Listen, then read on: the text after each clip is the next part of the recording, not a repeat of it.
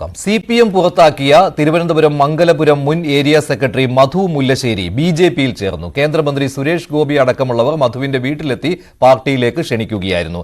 സംസ്ഥാന അധ്യക്ഷൻ K. സുരേന്ദ്രൻ നാളെ മധുവിന് പാർട്ടി അംഗത്വം നൽകും.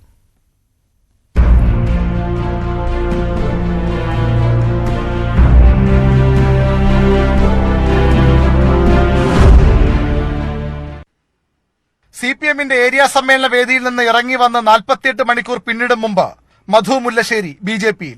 കോൺഗ്രസുമായും ചർച്ച നടത്തിയെങ്കിലും BJPയിലേക്ക് പോകാൻ മധു തീരുമാനിക്കുകയായിരുന്നു. മധുവിനെ സംഘടനാ വിരുദ്ധ പ്രവർത്തനത്തിന് പുറത്താക്കിയെന്ന CPMന്റെ വാർത്താക്കുറിപ്പ് രാവിലെ പുറത്തു വന്നിരുന്നു. ഈ പാർട്ടിയെ തന്നെ പൊതുസമൂഹത്തിൽ വ്യക്തിഹത്യ ചെയ്യുന്നതിനും പൊതുസമൂഹത്തിൽ അപകീർത്തിപ്പെടുത്തുന്നതിനും വേണ്ടിയിട്ടുള്ള ഒരു വലിയ പരിശ്രമമാണ് മധു ചെയ്തത്. അതിന്റെ ഭാഗമായിട്ടാണ് മധുവിനെ പാർട്ടിയുടെ പ്രാഥമിക അംഗത്വത്തിൽ നിന്ന് പുറത്താക്കുന്നത്. തൊട്ടു പിന്നാലെ BJP ജില്ലാ അധ്യക്ഷൻ VV രാജേഷ് മധുവിന്റെ മംഗലപുരത്തെ വീട്ടിലെത്തി. കേന്ദ്ര സഹമന്ത്രി സുരേഷ് ഗോപിയും V മുരളീധരനും പിന്നാലെ എത്തി. ചർച്ചയ്ക്ക് ശേഷം മധുവിനെ ഷാൾ അണിയിച്ച് സുരേഷ് ഗോപി BJPയിലേക്ക് സ്വീകരിച്ചു.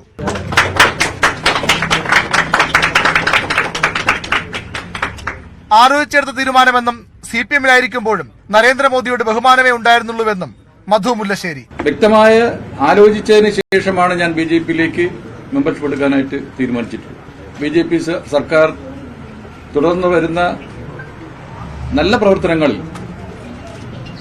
ആകർഷകമായിട്ടാണ് ഞാൻ BJPയിലേക്ക് കടന്നു വരാനായിട്ട് തീരുമാനിച്ചത്. പ്രധാനമന്ത്രിയുടെ മോദിജിയുടെ പ്രവർത്തനങ്ങൾ ഞാനൊരു മറ്റു പ്രസ്ഥാനത്തിൽ നിൽക്കുമ്പോഴും അദ്ദേഹത്തിന്റെ പ്രവർത്തനങ്ങൾ വലുതാണ്.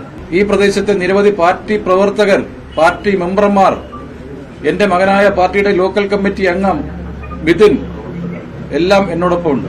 CPMന്റെ ഏരിയ സെക്രട്ടറിയെ പാർട്ടിയിലേക്ക് എത്തിക്കാൻ കഴിഞ്ഞത് വലിയ നേട്ടമായി BJP കരുതുന്നു. പ്രത്യേകിച്ചും ആറ്റിങ്ങൽ ലോക്സഭാ മണ്ഡലം പരിധിയിൽ നാൾക്കുനാൾ ശക്തി വർദ്ധിപ്പിക്കുന്ന പാർട്ടിക്ക് മധു മുതൽക്കൂട്ടാകുമെന്നും BJP നേതൃത്വം പ്രതീക്ഷിക്കുന്നുണ്ട്. ന്യൂസ് 18 തിരുവനന്തപുരം. പാലക്കാട്ടെ ട്രോളി വിവാദത്തിൽ ആരോപണം മാറ്റാതെ CPM പറഞ്ഞ കാര്യങ്ങളിൽ പിശകില്ലെന്നും കള്ളപ്പണം കൊണ്ടുവന്നുവെന്ന ആരോപണത്തിൽ ഉറച്ചു നിൽക്കുന്നതായും CPM പാലക്കാട് ജില്ലാ സെക്രട്ടറി EN സുരേഷ് ബാബു പറഞ്ഞു. കള്ളപ്പണം വന്നിട്ടുണ്ട്, അതിന് സാധ്യത വളരെ. ഞാൻ ആദ്യം പറഞ്ഞത് ഞങ്ങൾ സംശയിക്കുന്നു എന്നാണ്. സാധാരണഗതിയിൽ ഒരു തെരഞ്ഞെടുപ്പ് രംഗത്ത് മുന്നണി സംവിധാനമാണ് ഉള്ളത്. ആ മുന്നണി സംവിധാനത്തിൽ DCCയുടെ പ്രസിഡന്റ് തന്നെ ഇല്ല ആ യോഗത്തിൽ.